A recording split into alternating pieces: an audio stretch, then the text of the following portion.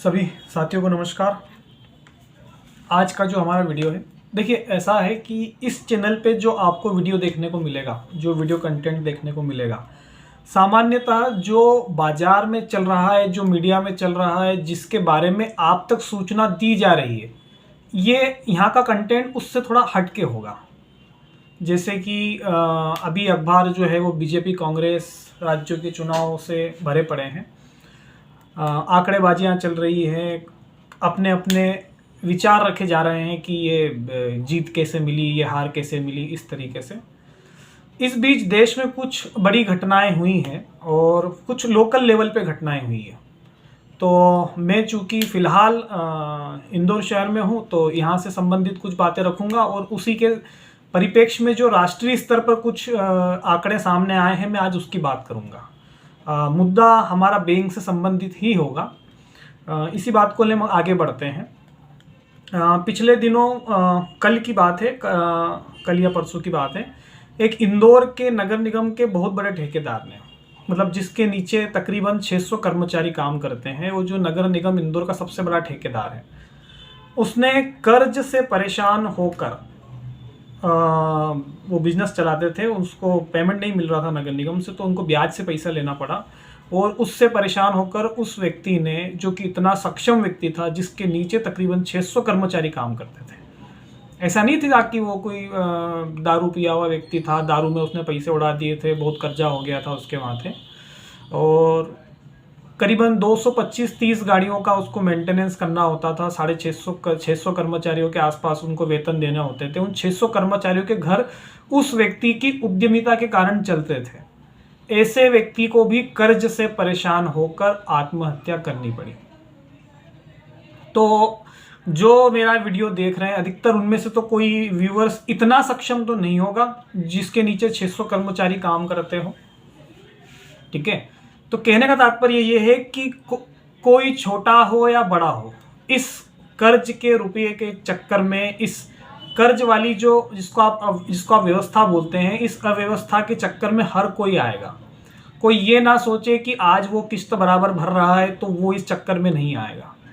पता नहीं, क्योंकि ये इस रुपये की तासीर ही ऐसी है। जो कर्ज दिया जाता है, कर्ज के ऊपर जो ब्याज दिया जाता है, हमने सैकड़ों लेटर लिखे हैं, वित्त मंत्रालय से लेके, आरबीआई से लेके, बैंकों से लेके, सभी को लिखे हैं। किसी के पास इसका जवाब नहीं है, कोई बुद्धिजीवी के पास में इसका जवाब नहीं है कि ये जो ब्याज का रुपया है, किसी ने आपको मान लीजिए 1 लाख रुपए दिए हैं 10% पे, तो ये 10% का क्या। और देखिए साजिश कितनी गहरी है कि इस लूट की जो ये षड्यंत्र है, संसाधनों को लूटने का, लोगों की खून पसीने की कमाई को लूटने का जो षड्यंत्र है, इसमें उन्होंने आपको भी पार्टनर बना रखा है। आप पार्टनर कैसे हैं? आप बैंक में एफडी डिपॉजिट करते हैं और उसके बदले आपको कुछ ब्याज दिया जाता है। तो बात जब ये आती है कि ब्याज अगर लेना गुनाह है, तो फिर आप भी ले रहे हो इसको, तो हिस्सेदारी तो उसमें आपकी भी बनती है। देखिए क्या होता है, जब कोई व्यक्ति प्रॉपर्टी का लोन नहीं चुका पाता, या किसी भी संपत्ति के एवज में जब वो लोन लेता है उसे नहीं चुका पाता, तो बैंक उसकी संपत्ति को नीलाम करने की घोषणा करती है, और बकायदा अखबार में होता है। मतलब ऐसा दिखाने की कोशिश करता है कि हम सारा काम लीगल कर रहे हैं, सब कुछ पब्लिकली हो रहा है। तो जब किसी की संपत्ति नीलाम होती है, तो उसको खरीदने वाले कौन लोग होते हैं? वो भी आप जैसे, हम जैसे ही लोग होते हैं।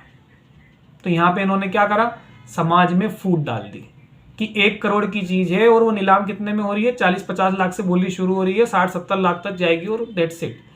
तो लेने वाले हैं, उनको क्या लग रहा है कि 1 करोड़ की चीज कितने में मिल रही है, 60 लाख में मिल रही है, 70 लाख में मिल रही है, 80 लाख में मिल रही है। दूसरी तरफ उन्होंने ब्याज दे रहे हैं वो आपको फिक्स डिपॉजिट के ऊपर। तो समझाने का तात्पर्य ये है कि जब तक ये कर्ज वाली व्यवस्था चलेगी, ये ब्याज वाली अव्यवस्था चलेगी, तब तक चाहे कोई पैसे वाला हो, चाहे कोई गरीब हो, चाहे कोई दारू पीने वाला हो, चाहे कोई दान देने वाला हो, चाहे कोई श्रम करने वाला हो, चाहे कोई उद्यमी हो, कुछ कह नहीं सकते कि कल अगला नंबर आपका हो जाए। आप सोचिए, जो व्यक्ति कितना सक्षम होगा, जो 600 कर्मचारियों को वेतन देता हो, और उसने क्या रास्ता चुना, एसिड पीकर जान दे दी। वो कितना सक्षम होगा व्यक्ति जो 600 कर्मचारियों को वेतन देता होगा। छोटे मोटे को तो हम इग्नोर कर देते हैं ना। इतने रुपये होने के बावजूद कोई व्यक्ति कर्ज के कारण, बाजार से लिए हुए रुपए के कर्ज के ब्याज के कारण अगर आत्महत्या कर रहा है तो ये सोचने वाली बात है। और अगर आप ये नहीं सोच पा रहे हैं तो यकीन मानिए कि अगला नंबर आपका भी हो सकता है। और आखिरी में फिर 2 शब्द तो बचेंगे ही सही, ओम शांति। तो देखिए, इस पूरी व्यवस्था को समझिए। उसके बाद में एक और घटनाक्रम हुआ है देश में। अच्छा, ये जो घटना हुई है इसकी सिर्फ सूचना दी गई है, चाहे वो लोकल मीडिया हो, चाहे न्यूज़पेपर हो, है ना। और सबसे ज़्यादा जो सूचनाएं चल रही है वो बीजेपी कांग्रेस की चल रही है, वो हिंदू मुसलमान की चल रही है, राम मंदिर की चल रही है, फलाने फलाने की चल रही है। लेकिन इस बात पे कोई बात नहीं कर रहा कि ऐसा क्या है कि गरीब भी कर्ज के मारे आत्महत्या कर रहा है और अमीर भी कर रहा है। मैंने पिछले वीडियो में बताया था कि भारत में हर अपराध की जड़ ये बैंकिंग व्यवस्था है, अव्यवस्था है, सॉरी, इसको व्यवस्था तो नहीं बोला जा सकता, बैंकिंग अव्यवस्था है।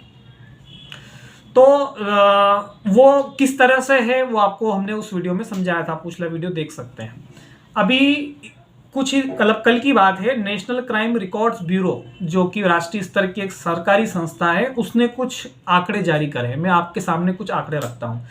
साइबर संबंधित जो अपराध है उनमें 9% की वृद्धि दर्ज की गई है। कोरोना के बाद जो अचानक मौतें हो रही है, जिसको हार्ट अटैक बोल रहे हैं, अपना ब्रेन स्ट्रोक बोल रहे हैं, हार्ट फेल हो रहा है की घटना है, वो 11% बढ़ी है।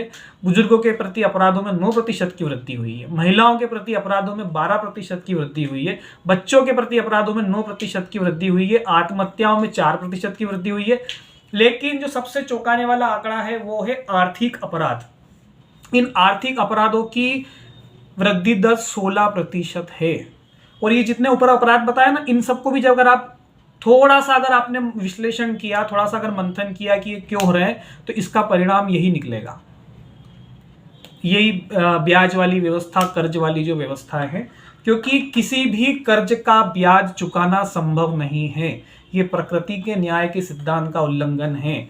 और इस अपराध में उन्होंने आपको भी हिस्सेदार बना लिया है। तो अगर आप अपने समाज को बचाना चाहते हैं, अगर आप अपने भविष्य को बचाना चाहते हैं, तो इसकी शुरुआत आपको खुद से करनी होगी।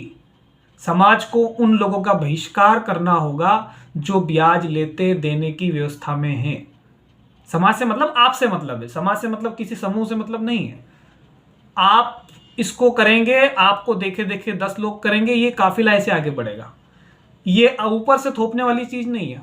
ऊपर से थोपने के प्रयास किए थे, अमेरिका के कई राष्ट्रपतियों ने किए, हिटलर ने किए, नतीजा ये हुआ कि उन्हें मरवा दिया गया। ये ग्रास रूट पे होने वाली चीज है, क्योंकि अपराध जो घटित हो रहा है ना, वो ग्रास रूट पे हो रहा है। वो ऊपर के लेवल से तो सिर्फ नीतियां बन रही है उसके लिए। तो ये एक सोचने वाली बात है कि ये कहां पे जा रहा है। देखिए क्या होता है ना कि मतलब मैं आपको बताऊं कि जब से ये व्यवस्था चली है ब्याज वाली, कर्ज वाली, ये आजाद भारत का सबसे बड़ा जेनोसाइड है। सबसे बड़ा, जिसको क्या बोलेंगे जेनोसाइड को हिंदी में, ये एक मतलब सबसे बड़ा नरसंहार है जिसमें हजारों लोग हर साल आत्महत्या कर रहे हैं। देखिए 2 प्रकार की बातें, या तो इंसान भ्रष्टाचार करेगा, लूट खसोट करेगा, चोरी डालेगा, डाका डालेगा, और जो ये अपराध नहीं कर सकता है फिर वो इसी तरीके से आत्महत्या करेगा। छोटे लोग भी करते हैं, बड़े का भी उदाहरण है आपके सामने, ज़्यादा पुरानी घटना नहीं है, कल की घटना है।